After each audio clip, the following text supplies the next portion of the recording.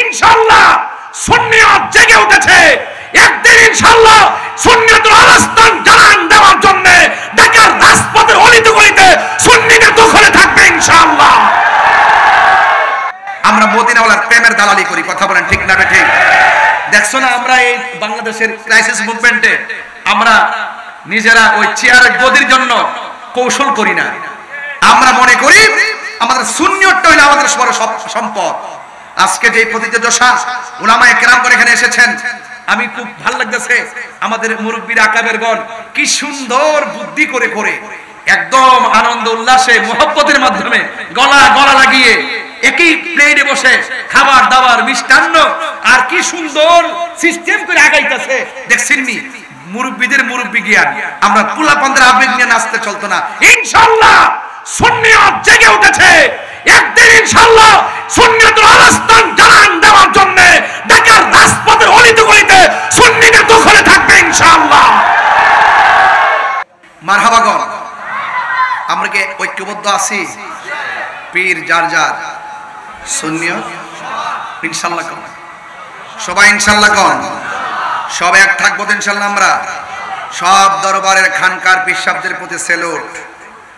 আপনারা মুরাকাবা করেন, দুপুরে একবার করেন, মাগরিবের পরে একবার করেন, শেষ রাত্রে একবার করেন, কোনো অসুবিধা নাই।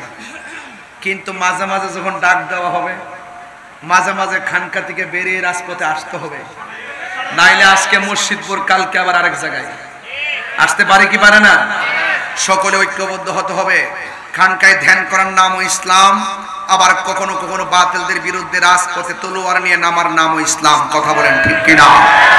আমরা অতীতে একটা সিস্টেমে সুন্নিয়তকে কায়েম করেছি, এখন আমরা ভিন্ন স্টাইলে সুন্নিয়তকে কায়েম করব।